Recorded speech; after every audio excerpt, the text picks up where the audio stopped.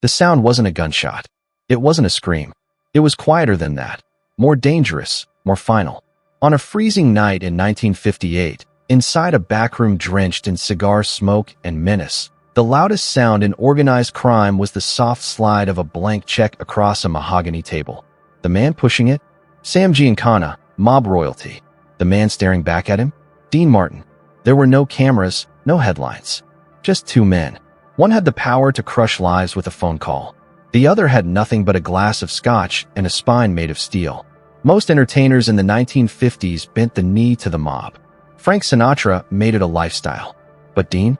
Dean didn't play by anyone's rules, not Hollywood's, not the underworld's. And when Giancana offered him a blank check, any amount, no strings, just his soul, Dean didn't sign it. He didn't even hesitate.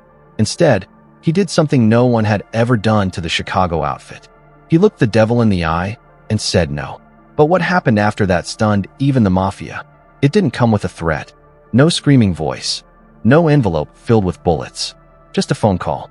Dean was in his hotel suite, mid-tour, riding a wave of fame most men would kill for, chart-topping records, sold-out shows. His solo career in full swing after splitting with Jerry Lewis. He was pouring himself a drink when the phone rang. It wasn't his agent. It wasn't his wife. The voice on the other end didn't introduce itself. It didn't need to.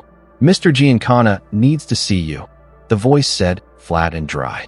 "I'm working," Dean replied, ice cubes clinking in his glass.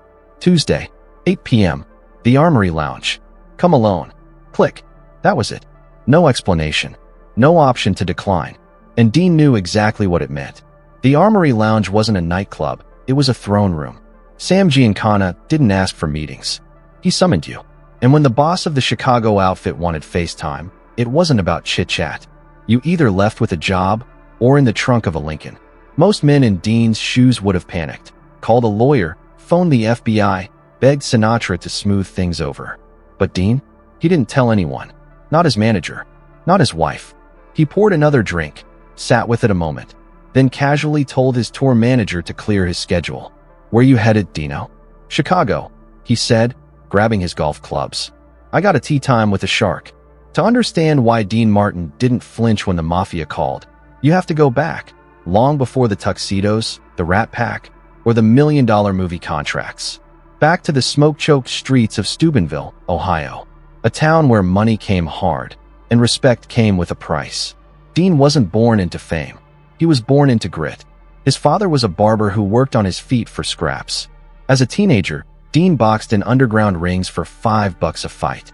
He dealt blackjack in illegal gambling dens, rubbing shoulders with the same kinds of men who'd one day rule Las Vegas with bloodstained hands.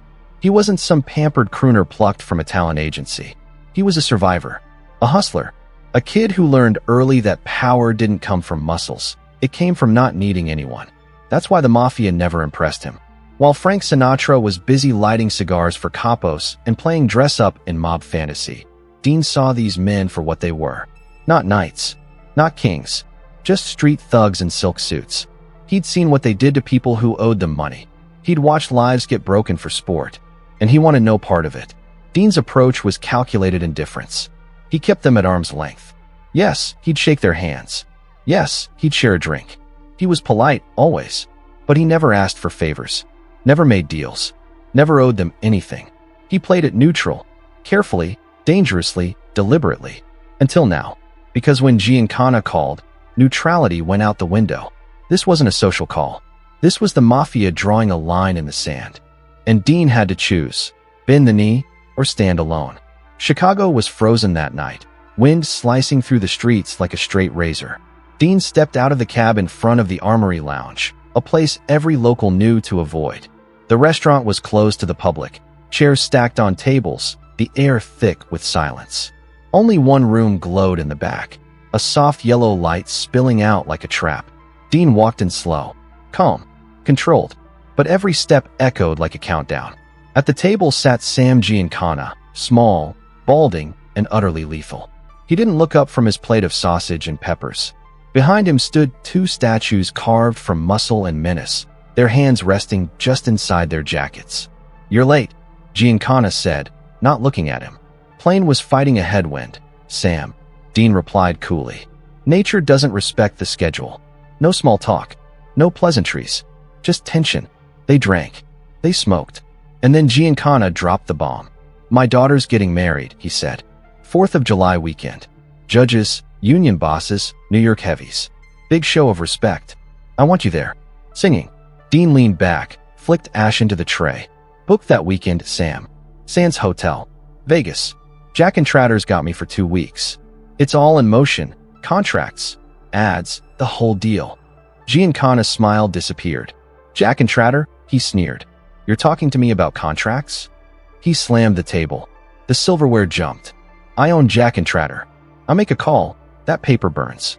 You don't hide behind ink with me, Dino. Dean didn't raise his voice. Didn't even blink. It's not the paper, Sam. It's my word. I gave Jack my hand on it. That means something to me. And just like that, the air in the room turned solid. The charm was gone. The threat was alive.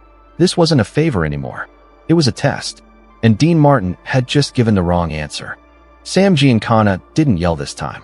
He didn't threaten. Not yet.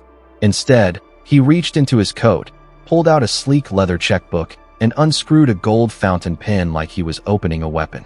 With one smooth motion, he scribbled his name at the bottom of a blank check. No date, no name, no amount. He slid it across the table. It landed next to Dean's drink with a whisper that felt louder than a gunshot. Fill it in, Giancana said, his voice low and smooth. Whatever Jack's paying you at the Sands, double it. Hell, triple it. Add another 0 if you want. You want 100 grand? Take it. 250,000? Yours. He leaned in. Money's dirt to me, Dino. This is about respect. You play the wedding. You play my club.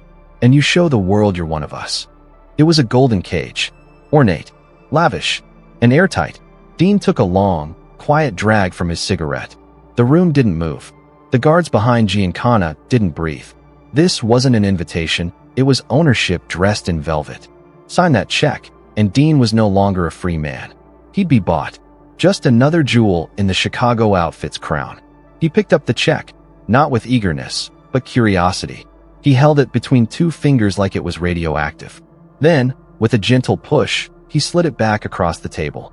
The ink's too heavy, Sam, Dean said calmly. Giancana blinked. What? Dean took a sip of his scotch. It's too heavy. I can't carry it. A pause hung in the air. The kind of pause that decides whether someone walks out or gets carried out. You turning down a blank check? Giancana said, his voice rising. Are you stupid, or are you trying to die? Dean didn't flinch. I'm not trying to die, Sam. But I'm not trying to be owned, either. He leaned forward, eyes locked. You've got Frank. Frank will do it. He'd sweep the floors if you asked. He loves this SHD. But me? I'm just a singer. I go where I said I'd go. If I break my word for money, then I'm just a clown in a tuxedo. And my mother raised me better than that. No shouting. No drama. Just brutal, unshakable conviction. And that was the real insult. The smile vanished from Giancana's face. Whatever warmth had been there, fake or not, froze over. You think you're funny? He hissed, standing up so fast his chair clattered to the floor. The guards shifted. Their hands moved, slow, deliberate, just enough to let Dean know that a bad decision could end everything. No one in show business dared embarrass Sam Giancana. No one said no to the outfit. And here was Dean Martin, not just refusing, but doing it with style. I can destroy you, Giancana snapped. Snap my fingers, and your records disappear. Make sure you never work another club again. You like golf, Dino? I can make sure you have a little accident on the course. The threat was real now. It hung in the air like smoke. But Dean didn't stand, didn't plead. He calmly lit another cigarette, took a drag, and blew the smoke right at the man who controlled half the country's nightlife. Sam, he said evenly, you can stop the records. You can shut down the movies. Ban me from every club in the country. Another puff of smoke. But you can't stop me. Giancana stared at him, confused, furious. What the hell does that mean? Dean leaned in, his voice almost a whisper. It means I don't care. And that's when Giancana finally realized the truth. He couldn't break Dean Martin, because Dean Martin had nothing to lose. I was happy when I was dealing blackjack for $50 a week. Happy when I was pumping gas in Ohio. You take all this fame away, fine. I'll go back. I'll play golf on the public course. I'll drink cheap wine. and I'll be just as happy. Then came the smile, casual, fearless, devastating. You can't threaten a man who doesn't need what you have, Sam. That was the moment. Not when Dean refused the check. Not when he called Sam's bluff. It was this, the terrifying realization that Dean wasn't bluffing. He meant every damn word. For a moment, the room went silent. No threats, no words, just the low hum of a refrigerator in the kitchen and a man deciding whether or not to commit murder. Giancana stared at Dean like he was trying to decode a foreign language. His guards didn't move, waiting for the nod that would turn Dean Martin into a footnote. But it never came. Instead, Giancana laughed. A dry, bitter sound. Not from amusement, but disbelief. "You crazy son of a," he muttered, shaking his head. "You'd really go back to pumping gas?" Dean grinned. "Best gas pumper in Ohio. I clean windshields for free." Giancana tore the blank check in half, then into quarters, letting the pieces flutter to the floor like dead snowflakes. "Get out of here, Dino," he said, collapsing back into his seat. "Go sing for Jack. Before I remember I'm supposed to be a tough guy." Dean stood, adjusted his collar, and gave a polite nod. "I'll send a gift for the wedding." And then he turned his back. It was the longest walk of his life. Every instinct screamed, "Don't do it. Don't turn around. Don't walk slow." But he did. He walked calmly, not breaking stride, not looking over his shoulder. Every step felt like a coin flip. A test. He expected the gunshot at any moment. But it never came. The heavy door creaked shut behind him, and Dean stepped into the icy Chicago night. He leaned against the brick wall of the alley, and that's when it hit him. His legs turned to jelly, his heart hammered like a jackhammer in his chest. He wiped cold sweat from his forehead, lit a cigarette with shaking hands, and whispered into the empty street. Jesus Christ. He had just played Russian roulette with 5 loaded chambers, and the hammer clicked on the 6th. He walked to the corner, flagged down a cab, and climbed in like a man who had just escaped from something ancient and evil. "Where to?" the driver asked. Dean didn't hesitate. "The airport," he said, "and drive fast. I want the hell out of this town." Dean didn't talk about what happened that night. Not to friends, not to family, not even to Sinatra. He simply went back to Vegas, lit a cigarette backstage at the Sands, and sang like nothing had happened. But everything had changed. Word traveled fast in circles like theirs. Everyone in the business heard whispers. Dean said no. To Giancana. To the outfit. To a blank check. And he lived. That wasn't just rare. It was unheard of. Frank Sinatra, for all his swagger, spent his life chasing the mob's approval. He wanted to be them, played the part, worshipped the power, bathed in the illusion of control. And in the end, they used him like a bar napkin. Disposable. Replaceable. Dean? He didn't care enough to play the game. And that made him untouchable. A few years later, he did sing at the Villa Venice, the same club Giancana had once demanded he perform at. But this time, it was different. It was on Dean's terms. His schedule. His call. He didn't bend. He extended a hand. And that made all the difference. Sam Giancana never forgot it. Years later, in a private conversation with an associate, the mob boss reportedly muttered something he rarely said about Hollywood types. "Dino, he's the only one of those phonies that's a real man. Ice water in his veins." Dean never bragged about it, never told the story, because he didn't need to. He didn't need applause, headlines, or respect. That's what made people give it to him anyway. In a world full of performers desperate to be owned, Dean Martin walked away from the leash, and they called him a king for it. We're taught that power is about money. That success means climbing, hustling, grabbing every opportunity, no matter the cost. But Dean Martin showed us something else entirely. When the mob offered him the world, he didn't flinch. He didn't sell himself for comfort or clout. He didn't trade his integrity for security. Because Dean understood something most people never do. Power isn't saying yes to everything. It's having the guts to say no when it counts. He looked a Mafia boss in the eye, slid back a blank check, and walked away from the deal everyone else would have killed to get. Not because he had a death wish, but because he had something rarer than fame, wealth, or status. He had peace.